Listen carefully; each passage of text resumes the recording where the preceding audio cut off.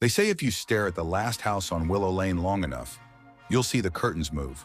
Even though there's no one inside, even though no one has lived there, officially in over 30 years. But tonight, something is different.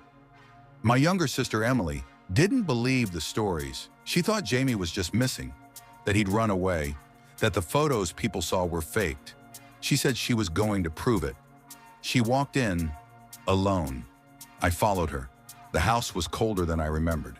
The second I stepped inside, the door slammed shut behind me, just like before. The lights went out, and that awful whisper returned, already in my ear. You came back. But this time I wasn't afraid. I knew what this place was now. I knew its tricks. The shifting walls, the false doors, the photos, the way it plays with your memory. It doesn't feed on flesh. It feeds on fear, on guilt, on the brokenness of those who come searching. I walked through the hallway and past my old photo, still nailed to the wall. I didn't stop. I couldn't. I had to find Emily. I found her in the basement. She was standing in front of a mirror, motionless, whispering something under her breath. I called her name. Nothing. Her reflection was smiling, but she wasn't. I looked closer and realized her reflection wasn't copying her anymore. It turned toward me, and it spoke. You can leave, but only if she stays. I stepped in front of Emily. The reflection vanished. The house shook, walls cracked, lights flickered, screams echoed from every direction, hundreds of voices crying out at once. The photos in the hallway burst into flames, but I didn't run. I grabbed Emily's hand and whispered, "This place isn't real.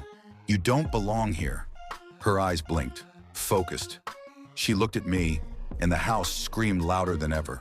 The TV in the living room exploded. The floor cracked open, and from the ceiling, the thing that had stalked us, the shadow with the glowing red eyes, crawled down, upside down, grinning wide enough to split its skull. It lunged. I shoved Emily toward the stairs and turned to face it. I knew what it wanted, me, so I made a choice. I screamed, loud, with everything I had, and I let the house take me. The last thing I saw was Emily escaping through the front door as sunlight pierced the hallway. And for the first time ever, the door stayed open. They found her hours later, walking barefoot down Willow Lane. She had burns on her hands and dust in her hair. She didn't say much, except one thing. The house is closed. And it is. Boarded up, silent. But sometimes at night,